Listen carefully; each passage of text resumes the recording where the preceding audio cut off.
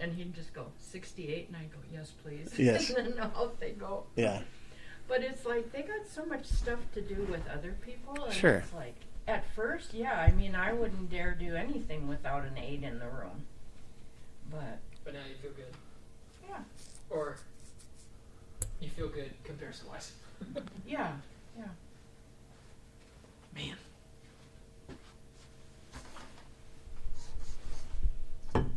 We were talking about you yesterday at a leadership meeting and stuff, just being like, yeah, gotten updates from Lou and everything. And Monty said that he was trying to get in touch with you and stuff like that. And so Had he been trying to get awesome. in touch with me? Or trying to find you or something He like that. said he tried to get a hold of you and didn't get a response. But that's been like a couple weeks ago. Dana texted me. Or maybe he talked to you a couple weeks ago, but he hadn't. I don't know. haven't talked to Dana. I haven't talked to anybody in leadership from here. Gotcha. See when Dana. That's just what he said. Because Dana they had been in, was it Utah? Yeah. Traveling somewhere. 10 October 6th is when Dana reached out to me. Okay. That may have been it. Who knows? He said that he had tried and hadn't heard back, but who knows?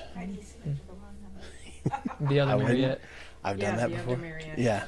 What date? Whoever that is. How many weeks has it been? September 1st. September. Oh, Because- that's That's easy right. to remember. Connection group kickoff. Mm-hmm. Mm-hmm.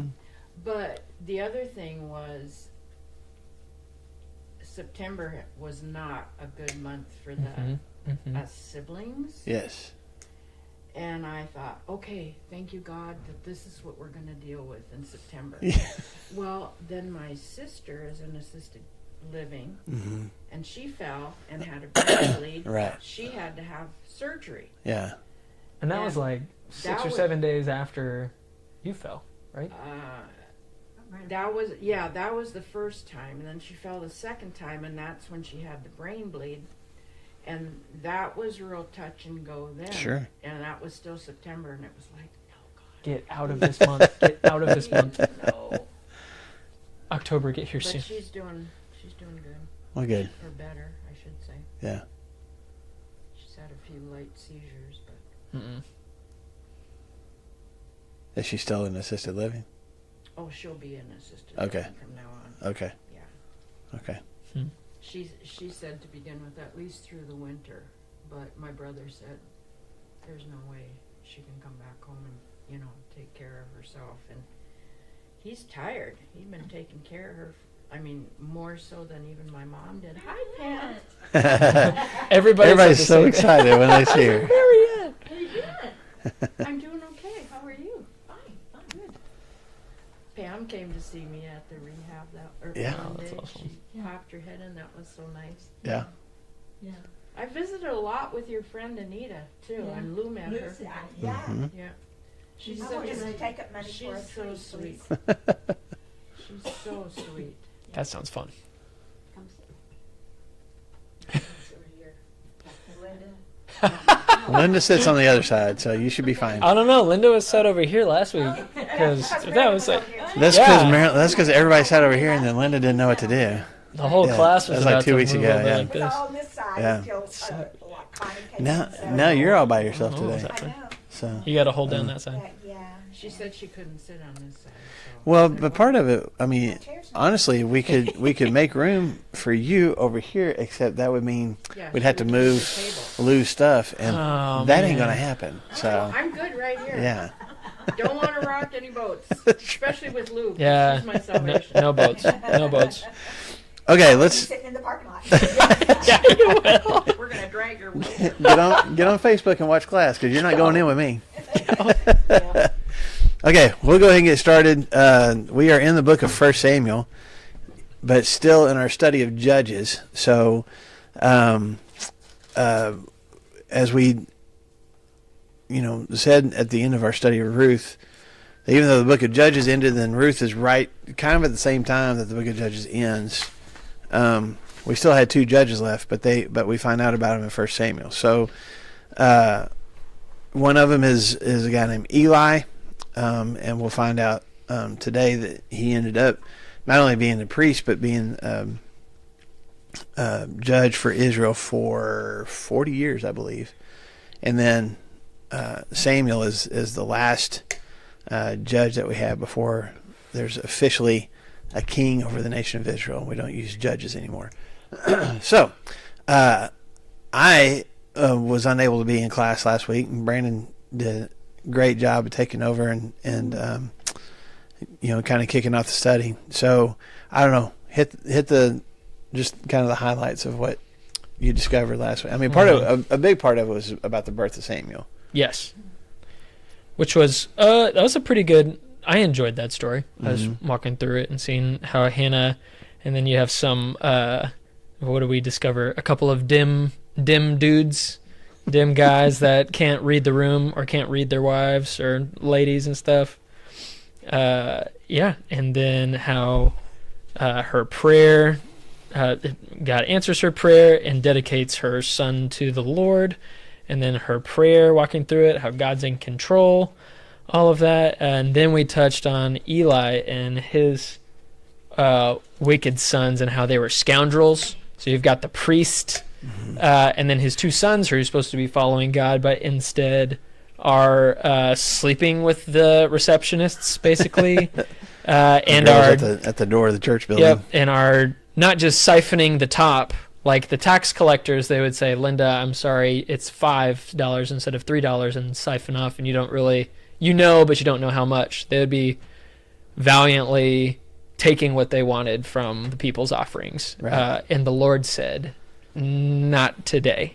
I'm going to take care of them. So that's kind of where we ended, was the difference between Samuel, who is ministering before the Lord. He's, I don't know if you want to say Eli's his surrogate father or his foster father or something like that. Eli, he's this old man. This is what we kind of, I don't want to say struggled with last week. I know that Lou was mentioning it. Here's this small child just weaned from his mom. And mom feels good about leaving him with this old man. Who was very old. Very old. Yeah. Yeah. Very old. Advanced in years, who, at least right then, doesn't have a track record of raising up good, godly children, because these children of his are scoundrels.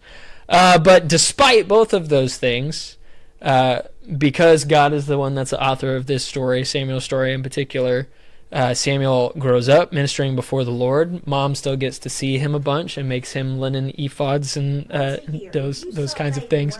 I would think it's got to be more than once a year, but it was at least once a year, right? Once a year would really stink. Something else I thought of. Eli thought the worst of her when he At first. Yeah, he Well, thinks she's drunk. Yeah. She's praying. Yeah, he doesn't Okay. know. Okay. I think this man was going to be good for to give Eli a little bit of credit for thinking that Hannah was drunk, if that was his immediate reaction to seeing this woman sitting over here on the side, Desperation. I guess eyes closed maybe, but mouth moving but no sound. Crying, tears falling like rain. Perhaps Eli had seen other men and women who had been drunk who were mumbling to themselves, and so that was just kind of his assumption. not getting my baby. Yeah, okay. And say, You're still she's not like, giving yes, your child.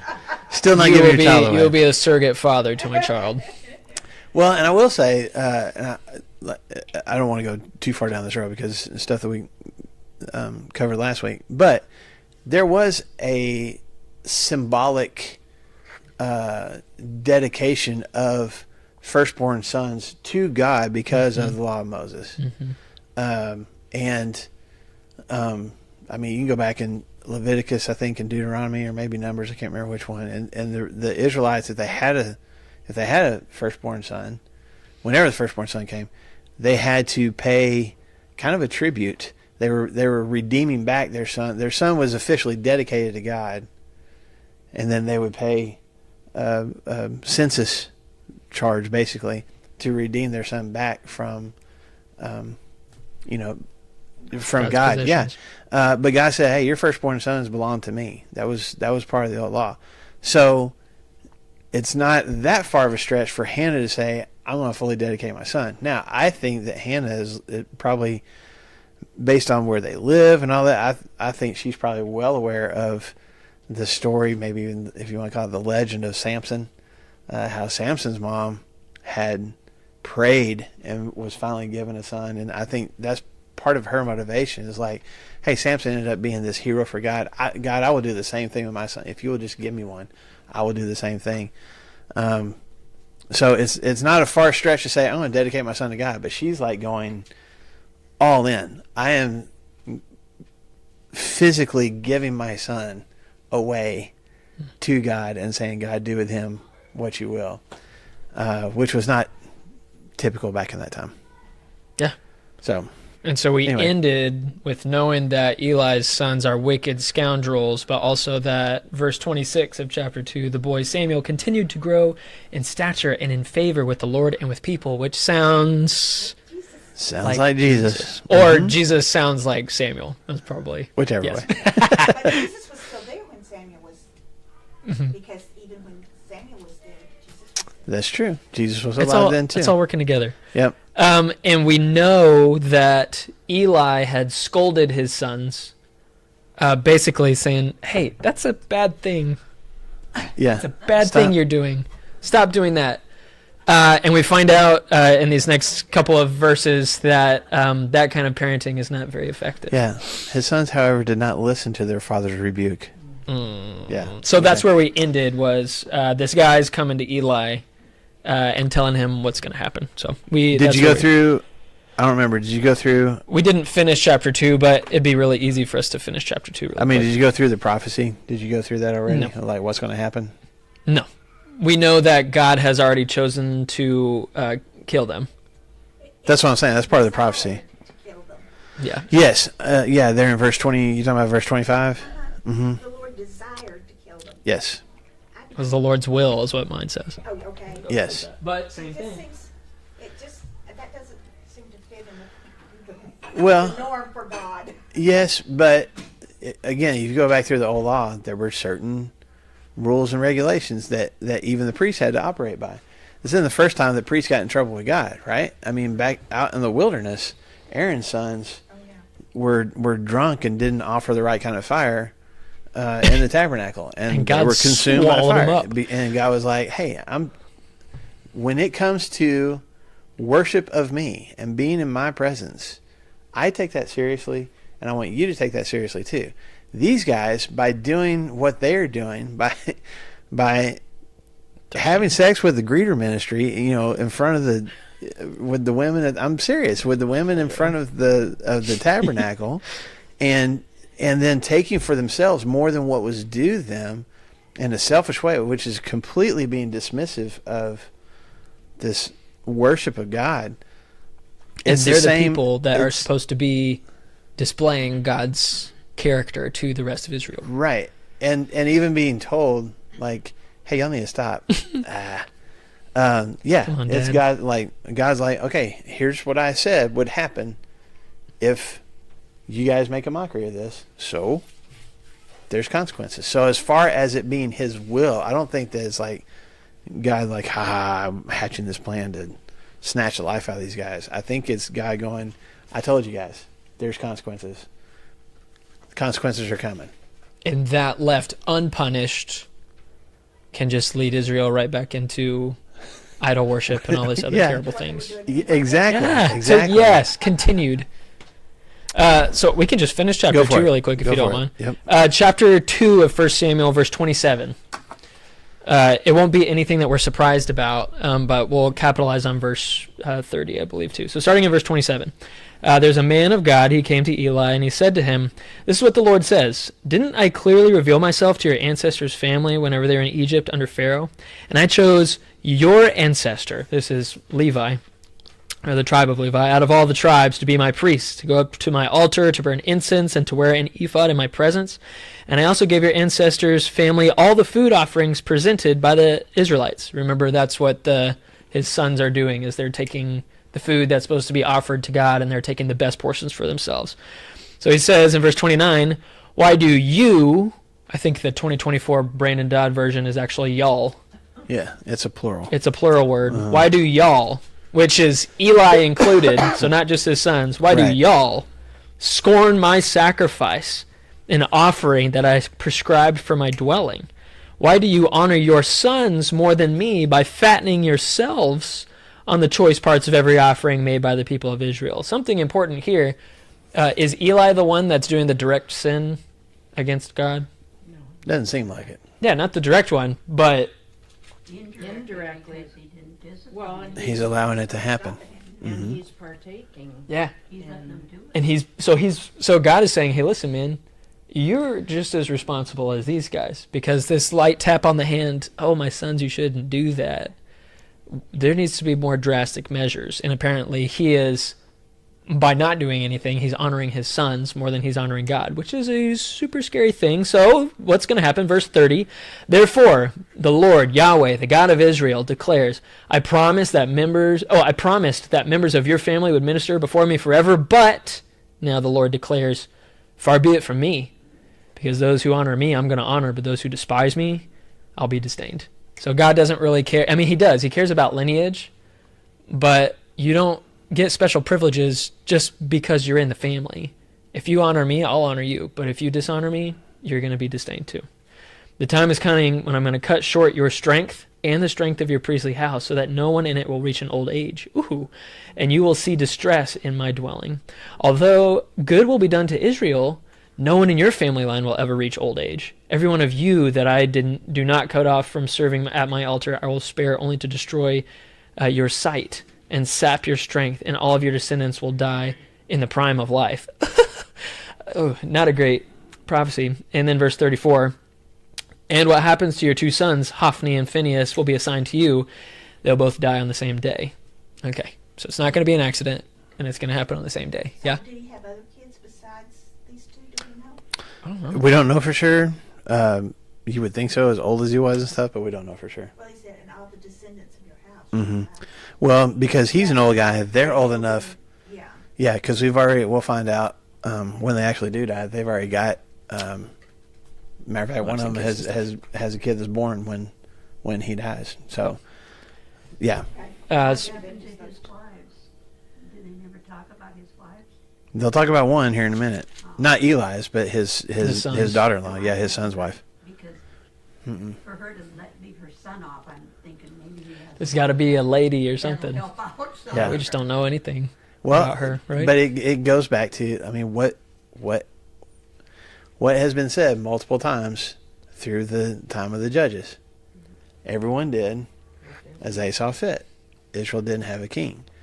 That hasn't quit just because we've left the book of Judges. That's our thing. We've left this book of Judges, and we had this really sweet story of Ruth and her, she and Naomi and Boaz and how godly they were and all that. And then we come back. It's almost like the director of this movie is like, okay, that was nice and sweet. Now let's get back to the story. And people are still doing what they see fit, including the priesthood, which we've seen that before, right? There's a guy named Micah that just hired a Levite to be his priest, and then he ended up going and being a priest for the whole tribe of Dan, but using idols in the process. It's to your point, to your question, Sherry. Even if Eli's wife, these Hophni and Phinehas, if their mom was like, "Hey, y'all need to stop," it's still, she may be just as complicit as Eli is. Like, she's fine with it too. What does she care? She's probably reaping the benefits. She's getting the good stuff. From that they are too. Because again, he uses the "you" is plural. He's saying like your whole family is guilty in all of this. Which is unfortunate. Yes, ma'am. So, in this prophecy, it says that none of them will reach, that no one in it will reach old age, but Eli's already old, Right. All his descendants. just his descendants. Mhm. Okay. Which is pretty Mhm. tough for your family, thinking, oh, I hope my family grows and prospers and has blessings from God. And to think that none of them will even reach the prime of life. That's a curse. Mm-hmm. That's scary. Yep. But with the curse comes the promise of, not blessing, but the promise that God is still continuing on. Well, that was I think, the point of Ruth. Was in the midst of all that evil and it was an example of, but we're There's still some something good. Yeah. Right. We still have my little remnant of people here. We're good. Yeah. Yes. Which is what he says in verse 35. He says, "I'm going to raise up for myself a faithful priest who will do according to what is in my heart and in my mind, and I will firmly establish his priestly house, and they will minister before my anointed one always." Wow. "And then everyone left in your family line will come to bow down before him for a piece of silver and a loaf of bread and plead, 'Please appoint me to some priestly office so I can have some food to eat.'" So God's not done with priests, but he's going to have a priesthood that will reign forever. There's going to be hope in the middle of it.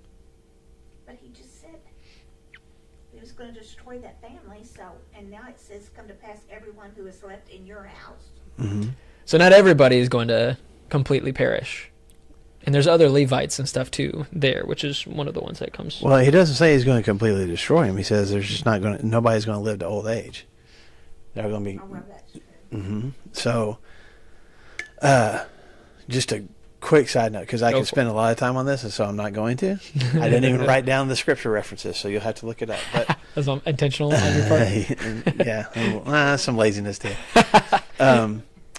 When David is running from Saul, this is around 1 Samuel, around chapter, I want to say about chapter 20, maybe 21, somewhere in there.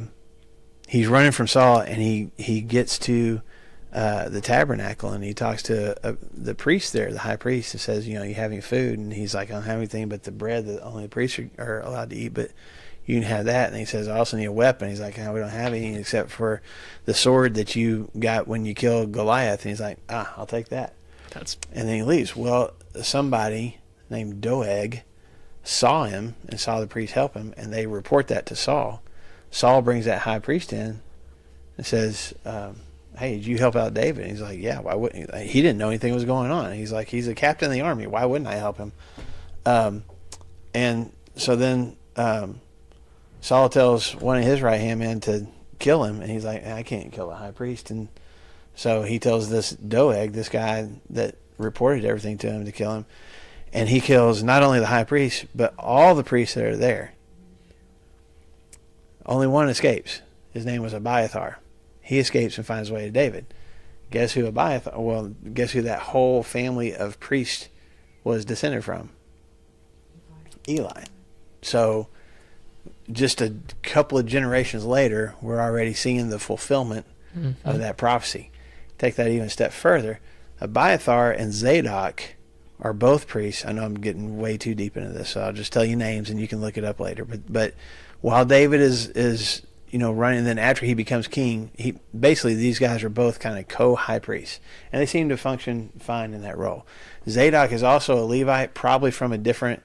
I think he's actually descended from Eliezer and Aaron and those guys more directly. Nice. But anyway, Good pedigree. when David is about to die, and one of his sons, Adonijah, sets himself up as king, even though everybody knew it was supposed to be Solomon. It becomes this political thing, and everybody kind of decides who they're going to side with. So Joab and Abiathar side with Adonijah. Zadok and Benaiah, I think, somebody else, side with Solomon. Well, at that point, when Solomon becomes king, he doesn't kill Abiathar, but he tells him, "You're done being a priest. Go home." And he's never allowed to be a priest again, which probably indicates that he and his descendants, because they were no longer priests, they wouldn't get any of the sacrifices that people were bringing in. So what would they have to do? They would have to go and beg for silver and bread, which is what 'Cause the they prophecy didn't is here. own land or anything. Right. Right. So, I'm just throwing that out there and just letting you know, like, there's an actual, if you keep reading through the story and get into at least David's life, you see this Actually play out. Yeah. It's not just applying to Eli and his immediate two sons. Like, Yeah. God fulfills this prophecy. There's none of Eli's descendants that live to an old age. There's none of them that stay. Even if they become priests, they don't stay. They're not allowed to stay in that for generations to come. Anyway, And just then want to throw that out there. Zadok and his line That goes all the way through. all the way. All the way through. Yeah, Ezekiel all the way- was part of that line. Yeah. Like that goes all the way through till after the Babylonian captivity and the guys come back. I think Ezra was a descendant from that line. Yeah. He's a priest. So that hundreds of years of Zadok's line continue to be priests, not Eli's. Nice. I wish they'd have normal names so I could. Yeah, right. Sherry. They'd probably say the same thing about us, Pam. Sherry. Lisa. What's wrong with your name? You got a weird name. Number 1, 2, 3, 4. Mhm. 6 sons. Now, 1 fought 5, but 2 is Yes. related to 3, which means... okay. So anyway, I just want to throw that out there. And like I said, I didn't That's write cool. down the scripture references, but I can later if you want those. Anyway. I do later. Okay. Okay. Okay, so now we're in chapter 3. Pretty familiar story if you been raised in the church, heard a bunch of sermons, or went to vacation Bible school or Bible class when you were a kid. This is one of those stories that we often tell our kids about. And so I think it'd be good just to kind of read through. It'd be easier to just kind of read through it. So we'll do that. Starting in verse 1, the boy Samuel ministered before the Lord under Eli. In those days, the word of the Lord was rare. There were not many visions, but one night Eli, whose eyes were becoming so weak that he could barely see, was lying down in his usual place. The lamp of God had not yet gone out, and Samuel was lying down in the temple, or probably the tabernacle of the Lord, where the ark of God was. Then the Lord called Samuel, and Samuel answered, "Here I am." And he ran to Eli and said, "Here I am, you called me." And Eli said, "I did not call you. Go back and lie down." So he went and lay down. Again the Lord called, "Samuel." Samuel got up, went to Eli, and said, "Here I am, you called me." "My son," Eli said, "I did not call. Go back and lie down." Now Samuel did not yet know the Lord. The word of the Lord had not yet been revealed to him. The Lord called Samuel a third time. Samuel got up, went to Eli, and said, "Here I am, you called me." And then Eli realized Couple of dim dudes, remember? Eli realized that the Lord was calling the boy. And so Eli told Samuel, "Go and lie down, and if he calls you, say, 'Speak, Lord, for your servant is listening.'" So Samuel went and lay down in his place. And the Lord came and stood there, calling as at other times. You underline that? Yeah, no, I missed it even in the study right there. Yeah. Stood there and calling as at other times, "Samuel, Samuel." Samuel said, "Speak, Lord, for your servant is listening." And the Lord said to Samuel, "See, I'm about to do something in Israel that will make the ears of everyone who hears of it tingle. At that time, I will carry out against Eli everything I've spoke against his family from beginning to end. For I told him that I would judge his family forever because of the sin he knew about. His sons made themselves contemptible, and he failed to restrain them. Therefore I swore to the house of Eli, the guilt of Eli's house will not be atoned for by sacrifice or offering." And Samuel lay down until morning, and then opened the doors of the house of the Lord. And he was afraid to tell Eli the vision. But Eli called him and said, "Samuel, my son." And Samuel answered, "Here I am." And he said, "What was it that he said to you?" "Do not hide it from him. May God deal with you, be it ever so severely, if you hide from me anything that he told you." So Samuel told him everything, hiding nothing from him. And Eli said, "He is the Lord. Let him do what is good in his eyes." So the Lord was with Samuel as he grew up, and he let none of his words fall to the ground. And all Israel from Dan to Beersheba, we talked about that before. Beersheba is the southernmost point, Dan's the northernmost point. Recognized that Samuel was attested as a prophet of the Lord. And the Lord continued to appear at Shiloh, and there he revealed himself to Samuel through his word. Okay, so fairly self-explanatory story. Here's his kid. Here's his voice. Samuel. Obviously, he assumes that's got to be Eli. Goes running in, not once, not twice, 3 times. Okay, and I try to picture Eli. I mean, you know how it is when somebody wakes you up out of sleep, like What? Why? yeah, and there's a little bit like you're kind of confused yourself, but then you also, I mean, the second time, annoyed. you'd be kind of ticked. I would. That's think. what he said. Like, go my lie son. down. My son. I didn't call you. You still got that Yes. at your house. Yeah. that My happened this sons morning. don't get up and wake me up in the middle of the night anymore. That's so, too bad. Yeah. That's too bad. But I feel like this is probably something that you say. My son, Seriously, go lie down. My son. It's 4 a.m. It's 4 a.m. Go lie down. So just a couple things about this that stand out to me, and I'll try not to get too preachy. I'm not going to. But when it says that there weren't very many visions from the Lord, why do you think that is? In verse 1, in those days the word of the Lord was rare, and then there were not many visions. He wasn't speaking to them because they weren't speaking to him. Okay. You know, it's kind of how I figured it was like they weren't reaching out to him. So he's not going to say anything to So them. he's just letting them go their way, and when the time comes, he will take care of it. Okay. Yeah, or he has. Well, I guess it says that he hadn't, but he had, and they're like, no. Yeah. Or they're not. He had spoken, and they're like, no. No.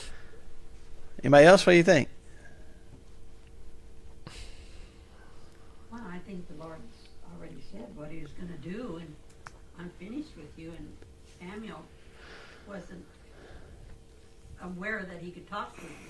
Right. And once he became aware, then things started changing. But I think that's interesting that what you point out. Like he didn't know the Lord at this point. So That's interesting. it wasn't like he didn't know that this is something that you could do, was hear the voice of the Lord. But that's also, to me, like there's also nothing in the way of it happening, because he doesn't have any doubts that would cause him to get, nah, that can't be the voice of God. He doesn't talk to me. What were you going to say? Well, does that mean that Eli wasn't teaching him Yeah, everything either? Yeah. You know, because if he was going back in history, Yeah. there were all these times that the Lord spoke to them. Mm-hmm. And maybe Eli was like, yeah, he doesn't do that anymore. Yeah. Yeah. So here, I'm just going to toss this out there as a thought. I'm wondering if it wasn't that God wasn't speaking or wasn't trying to reveal himself. It was that people weren't listening. And they weren't putting themselves in a position to hear. Mm. And they didn't have a heart to hear. Mm. You got this kid, Samuel, and I mean, kids in general are just much more open, much more malleable to whatever it is, including God's presence and God, kind of revealing himself to them. I mean, I think that's what's going on with Samuel. I think it's interesting. Let me point this out to you. Look at verse 3. Where was Samuel when he heard this voice?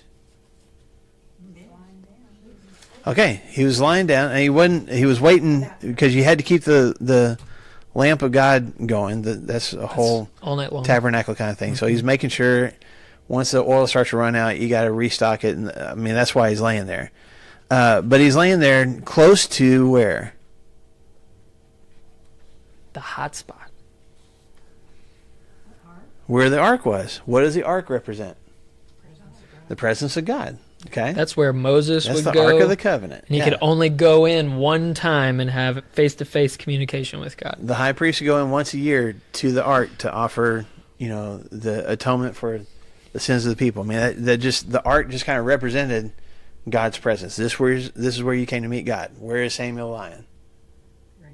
It's like about as close as he can, not necessarily intentionally, but he's about as close as you can be, figuratively, to God's presence. Okay, back up a verse to verse 2. Where was Eli? he's not there. In his usual place. spot. Both of them lying, because he's lying down. Both of them are lying down, but where are they lying? One's lying close to God. One's in his usual spot, far away. It's kind of like at least I'm so sorry that I'm thinking. That's of okay. This. The like Christmas morning, I'm a couple of walls away from our fireplace, but my kids throughout the December holidays, I'll find them sleeping right next to the chimney and the tree, right? Because that's where Santa comes. That's the hot spot. That's where you meet Santa. And so when Santa comes, they're the first ones there, but it's going to take me a little bit to get the shotgun and stuff like that if somebody's coming in from the...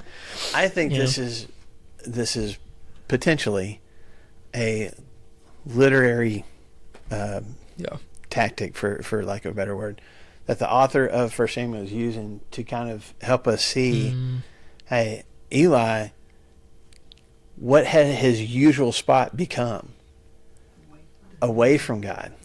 Even though he's got the title of high priest, even though he goes through the motions, he's doing all the sacrifices, he's going through the motions, but where is he in relationship to God? He's further away. Samuel is closer to God, so what ends up happening? Here's the word. Samuel hears God. It wasn't that God, maybe it wasn't that God wasn't talking, it was that nobody else was putting themselves in a position to hear, except for this kid Samuel. And that doesn't have any implications in our lives today. It's convicting. It is, but I think that's besides obviously God's going to continue to miraculously talk to Samuel, as it said at the end of the chapter, that he continues to have this ongoing conversation with God, and everybody knows it. I think it's important to just kind of see how, again, the author of 1 Samuel kind of lays this out when this incident happens.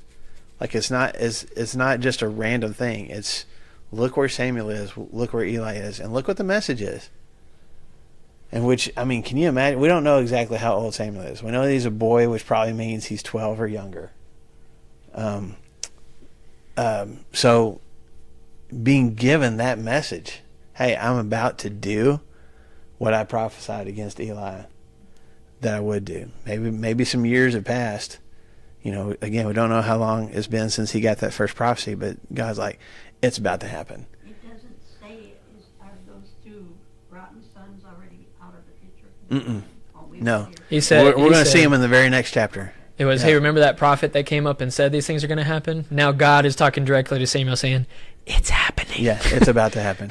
And then, so imagine the next morning, I mean, like, you know, he goes and lays down, and I mean, in verse 15, it says he lay down until morning. I doubt that he fell back asleep. Don't you think? Like, how would you fall asleep after that? And then Eli, you know, his first question is what? What'd he say? And tell me the truth, buddy. Yeah, don't leave anything out, and tell me the honest truth. And so he does. I can't fathom an elementary age kid telling an old man, yeah, God said that you're going to die, and all the bad things that were prophesied they're about to happen. Yeah, I think the 12 or younger. I'm saying because thinking. it calls him a boy.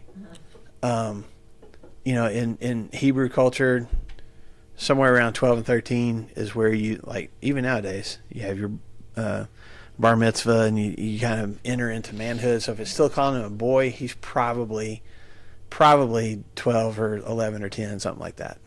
There's not a specific age given. And I know that we're opening up the scroll of Samuel, so we know, oh, Samuel's going to be important. But for Samuel to have the miraculous birth that he had, and then to be, I can't remember, it's got to be 4 times now that they said that he's ministering to Eli and to the Lord, like, as in opposition to what his sons are doing. Like, he's kind of a big deal. And then almost all the prophets, whenever God calls them, he doesn't give them something easy to say. Hey, right. go tell them that their land is going to be prosperous. It's going to be good. Most of the time, Go tell them they're doing awesome. prophets had bad news, and this is like, hey, buddy, let me just give you something, a nice little layup. Go tell your foster father that all of this stuff that he knows is going to happen is about to happen.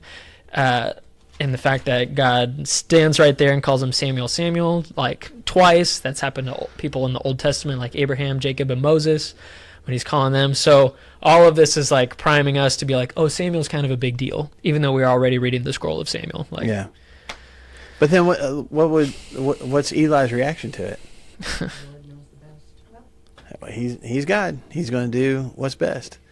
it's like he's taking a little bit of responsibility, I guess. Yeah, right? I mean, I guess it's good character. It's also like, well, what are you going to do? Like, it's going to happen, you know? Can't stop the train now. Yeah. So, He was already going blind and earlier. yeah. Mm-hmm. Yep.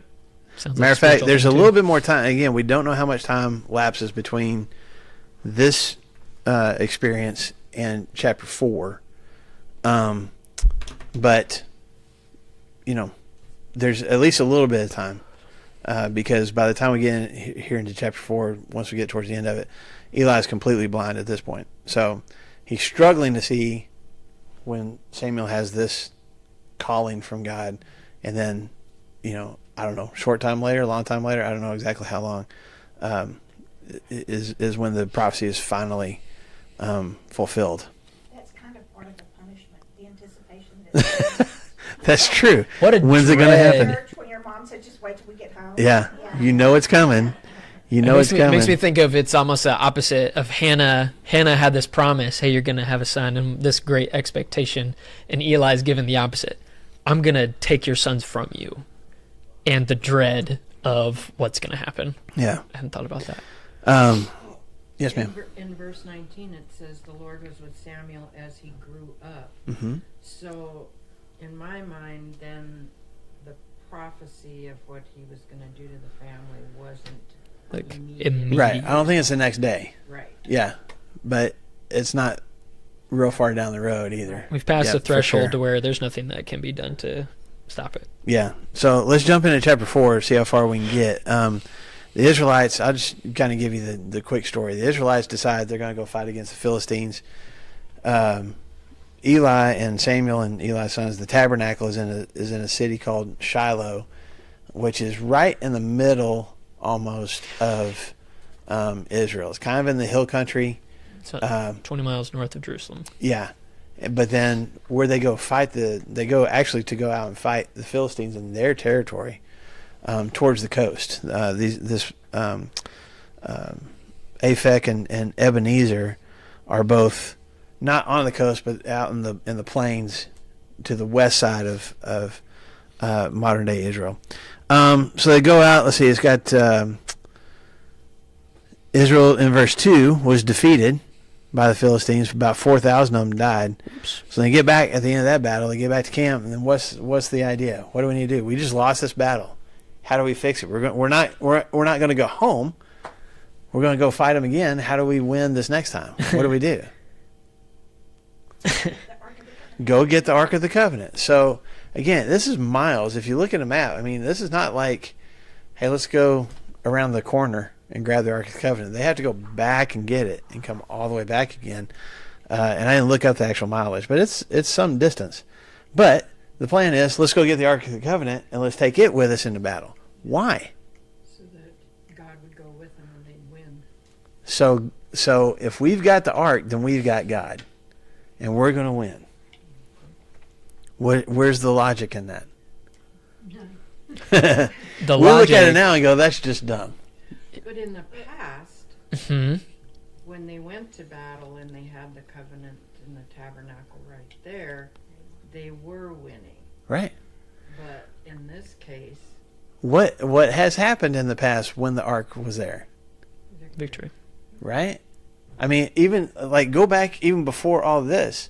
Judge. What happened when the Israelites were going into the promised land in the first place? What did they cross? Jordan. Well, they crossed the Red Sea, but then when they went into the promised land, they crossed the Jordan River. What went first in the Jordan River? The Ark, right? That was in VBS this past year. Yes, it was.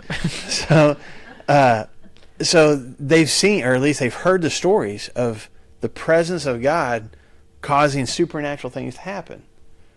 When they've gone into other battles, and Joshua, like they had the Ark nearby, right?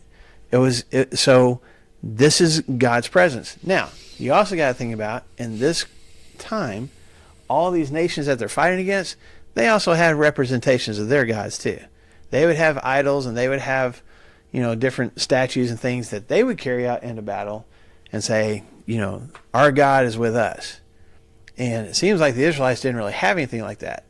Or they thought, like, the strongest thing that we can take is the Ark of the Covenant. Why? Because that's where God's presence is. It's like a weapon. So we've kind of, at least the pendulum has kind of swung back where we're not completely devoid of any knowledge of God or awareness of God. We're coming back to, hey, we know there is a God, and we know that he hangs out in the tabernacle in Shiloh because that's where the golden box is. So let's go get the golden box and bring it with us, and God will come with us because that's where he sits, is right there on top of his golden box. And so let's bring that into battle, and it'll be basically what?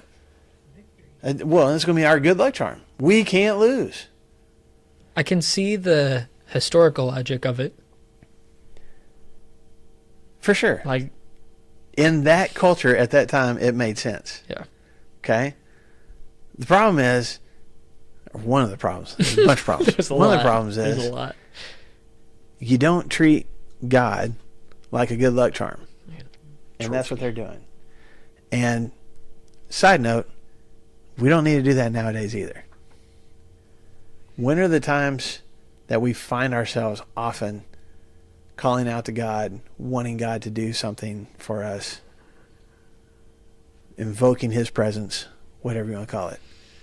When are the times in our lives when we most typically do that? When I'm in trouble, when something's going wrong, when I've tried to do everything, When something dies. someone dies, when something has gone bad and I can't control it. Okay, God, please come and intervene. God, please come do something. Well, what's going on the other 364 days of the year? You should be the same with God. There's no relationship there. It's like, And all I'm treating him as is my good luck charm. Or Santa Claus. Or, I mean, there's all sorts of different analogies. That's what Israel's doing right here. And God is like, I'm not a good luck charm. I'm not something that you just call. Now, I'm not saying we don't call to God for help. There are multiple scriptures that talk about doing that. Jesus himself talked about doing that. I'm not saying we don't do that. What I'm saying is, if we're spending 99.9% of our lives not having any conversation with God, not doing anything to try to live the way that he wants us to, not trying to have any kind of connection with him, but then when things go really bad and I feel like I can't do anything about it, now I'm going to try to get close to God. I think God's like, I don't work that way. And that's what he's going to show his people too. Spoiler alert. Were you going to add something to that? it's just like the spoiled kid with rich parents. It's like, I'm just going to coast till I'm out of money and in trouble, and then just wire me some cash, and there's no relationship there. Mm-hmm. And so God's desiring relationship, not as this trophy to go and wave around and as a magic wand to make my troubles go away. Right.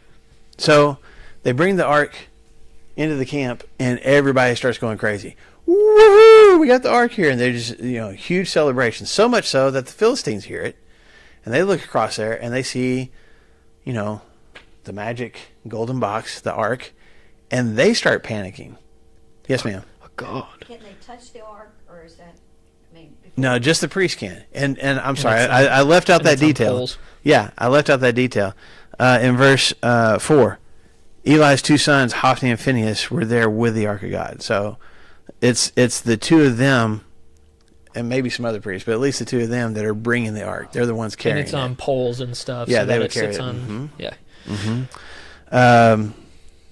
Verse 6, when they learned, talking about the Philistines, when they learned that the ark of the Lord had come into the camp, the Philistines were afraid.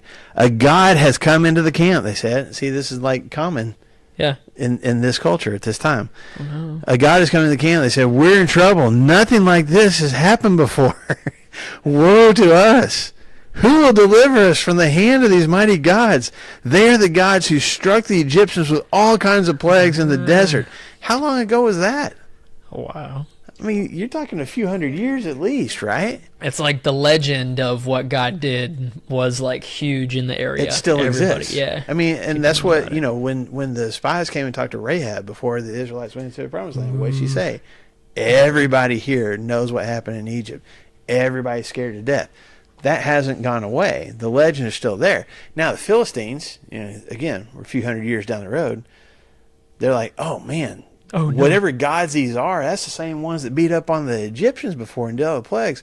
What are we going to, there's no way we can win, right? I've got a quick question. This is, Okay, go for it. when was it when someone touched it and you? That's a little later. That's going to be during David's reign. That's, So that I was would okay say, for those guys to carry it. yeah. In a special way. Yeah. So they You like had the didn't poles. touch it. They the had there were poles. rings on the lid, and you had poles that they would carry it by. Yeah. Somebody that was The ark was carrying it, and they, They got killed. Yeah, they ark was falling, and he tried to stop it. Like, oh, don't let it fall. And God was like, bzz. so that's later. Yes, Yes. that's during David's reign. Yep. Seems so, maybe he was just trying to keep him Yeah, but he didn't trust God. yeah. That's what David Yes. says too. Come on, man. They lost the ark for a while. It was in the Yeah. enemy's camp. Is that? That's what we're going to talk about. So we're gonna She's talk so about excited about it. it. Sherry, you have this habit. Right in my mind. This neck. Okay, so let's get there then. Let's get there. Hello. Okay, so they're complaining, woe is me, what are we going to do? But then look at verse 9. Be strong, Philistines, be men, or you'll be subject to the Hebrews as they have been to you. Be men and fight. So what is they're scared to death of these guys that come into the Israelite camp, but what's their plan of action? What? Okay, we're gonna fight. If we die, we die, but we're gonna fight because we're not going to be subject to these guys. So the Philistines fought, verse 10, and the Israelites were defeated, and every man fled to his tent. The slaughter was very great. Israel lost 30,000 foot soldiers. Jeez. And here you go, Sherry. The Ark of God was captured, and what else happened? Eli's two sons, Hophni and Phinehas, died. What was the prophecy? Oh, man. Okay, so again, the prophecy is your family is done being priests, and they're not going. Your family is not going. None of your descendants are going to live long lives, and you're going to end up having to ask other priests for bread and money.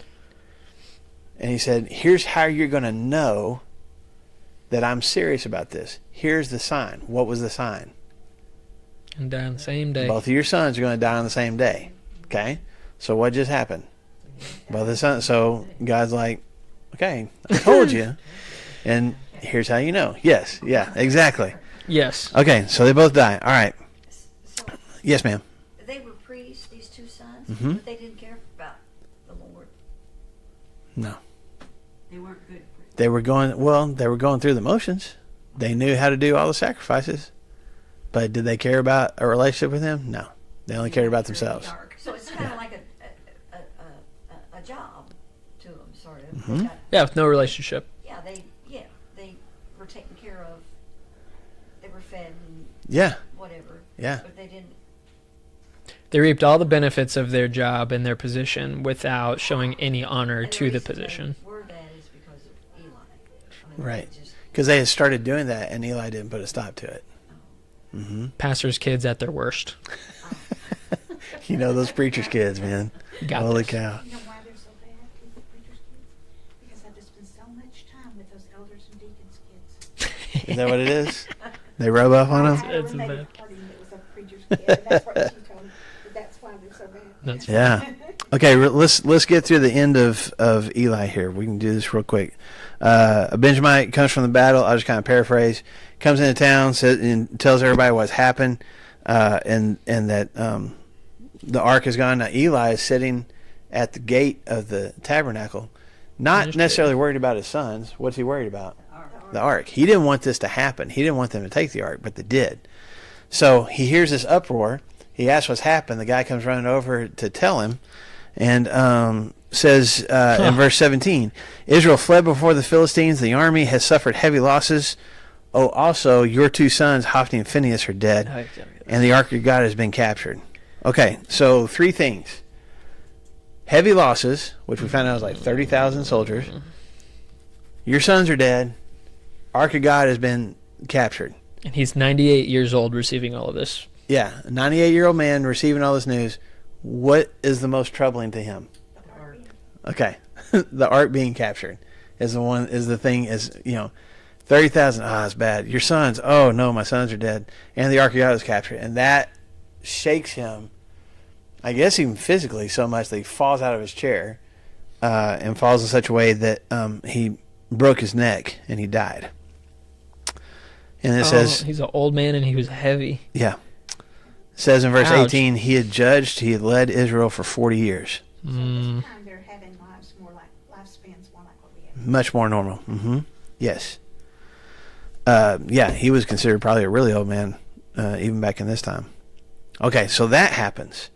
Meanwhile, his daughter-in-law, the wife of Phinehas, was pregnant and is near time for delivery. She hears the news that the ark of God had been captured and that her father-in-law and her husband were dead. So she's just sitting at the house, probably got her feet up, being pregnant, I guess, because it's close to delivery time. And news comes to her. The ark's been captured. Your husband's dead. Your father-in-law heard about the ark. He fell over. He's dead. and that just throws her into labor. Okay, so I guess premature labor. She's overcome, verse 19, by her labor pains, and as she was dying, the women attending her said, "Don't despair. You've given birth to a son." But she did not respond or pay any attention. Like, she doesn't even really care. And she named the boy Ichabod. You got a footnote of what his name means? Yeah. Yeah. No glory. He's the headless horseman. Ichabod in Hebrew means no glory. And she said, the glory has departed from Israel because of the capture of the ark of God and the deaths of her father-in-law and her husband. The glory has departed because the ark has been captured. And she dies? And then As that's the assumption? Okay. Mm-hmm. Yep. So that's why there's no Ichabods nowadays. yeah. That and the Legend of Sleepy Hollow. Nobody wants to name their kid Ichabod anymore. Yeah. So at least part of the prophecy against Eli's family has been fulfilled. And then it's a significant thing. Now, from the Israelite perspective, why is everybody so upset about the ark being captured? It symbolized the presence of God, so now the Philistines have the presence of God. Right. So it's not just, I don't know how to, it's not just a representation. They thought that was where God was. You know what I'm saying? Like, we don't have God in our land anymore because not that he was necessarily trapped in that little box, but he's been captured. I mean, go back and look at, they describe it when they take the ark. Verse 21, is that what you're looking for? Nope. Verse 4 Of chapter 4. Oh, okay. So the people sent men to Shiloh, and they brought back the Ark of the Covenant of the Lord Almighty, who is enthroned between the cherubim. There were two angels on the lid of the Ark of the Covenant. And that's where back in Moses' day and Aaron's day, that's where the cloud would come. That's where God's presence would symbolically be between those two angels. And they would So follow even the as they're, ark, the whole thing. even as they're writing down the story, they're saying that's where God was, especially in the people's mind back in this day. That's where God was. So what does it mean? Not just that this thing that we tend to worship has been stolen. It's as if God has been stolen. God has been taken. And if the Philistines can capture the ark, what does that mean about the Philistines' gods? Yep. They're more powerful, right? And this is part of the mindset back in this time. When you read the story of Joshua fighting a battle against, was that against Philistines? It was against some Canaanites. Anyway, and the sun stands still. Y'all have heard that story? If you don't know all the details, you've heard that story before. He prays and the sun stands still. A couple of things just even about that story. They're fighting against Canaanites whose main god that they worship is Baal, who is the fertility god. So if your fertility god is in charge of your crops, your livestock, your babies, like he's the one that produces life, well, what natural phenomenon would indicate his presence? Rain, storms. He was a storm god because you needed rain to help the crops grow, right? So whenever there were storm clouds, it's like the Greeks thought about Zeus. It's Baal showing his presence. What else? You got to have the sun to make your crops grow, right? So the sun was a representation of Baal. The weather, the storms, all these different things. When Joshua and the Israelites are fighting against those Canaanites who believe in Baal, first off, when Joshua is able to pray and make the sun stand still, that's not just God giving them more daylight to be able to fight in, which is what I thought for a long time. It is God going, I'm bigger than your God. I control the sun, not Baal. I control this. And then, if you keep reading the story, God sends hail, and there's more Canaanites that were killed by hail than there were by Israelite soldiers. Well, what do you have to have hail? Storm clouds. Storm clouds. Yeah. So when the storm clouds start forming, what would the Canaanites think? Oh, here comes Baal. He's going to show up these Israelites. And then what happens? It hails on them. So even in that battle, it's a way for God to demonstrate to this other nation, I'm bigger than your God. Your God is nothing compared to me. Everything that you think represents his power actually belongs to me. Okay? Now here we are a few hundred years later. The Philistines capture the ark, which represents God's presence. In their minds and in the Israelites' minds, what does that mean? Their God is stronger than our God. They took our God. And it's not that his presence isn't here anymore because of us. It's because they stole it. They took it away. And so that's kind of where, that's part of why everybody's upset. It's not just about this treasured icon being taken away. It's the presence of God being taken away. Now, just footnote for next week, God is going to demonstrate how he is still bigger than their gods in a really powerful way. It really kind of he doesn't do this any other time. This guy is really unique. A unique way is the word I'm looking for. So the Israelites were looking at the ark as the other people were their statues of their God. Yeah, absolutely. It was almost like an idol to them. Yeah, instead of a statue, it was the ark. Absolutely. And again, and I think that's why God allowed it to be captured and allowed his people to be defeated. It was like I'm not just sitting on top of a box. I'm bigger than that. And you guys are using me like a lucky rabbit's foot. And I don't deserve to be treated like that. And it's a powerful way to demonstrate that lesson. So anyway, things are going to get better. So and God is going to kind of prove he's still with his people. Like I said, in a unique way. So I think next week we can wrap up with Samuel. And because we're finishing up in chapter 7. Once we get through the end of chapter 7, then we're done. So with all Judges. right. Any other final questions? Okay. Y'all be thinking about, like I think I said this a few weeks ago, Brandon and I got some ideas on what to study next when we're doing Judges, but if y'all have suggestions, feel free to suggest. That doesn't guarantee that we'll do it, but you can feel free to suggest. Make us feel like we have. That's right. That's right. There's a lot more blood and the lust for blood in the Bible we could find. Yeah, if y'all still want to do more battles and all that kind of stuff, man, we got it. We can find it for you. So that's right.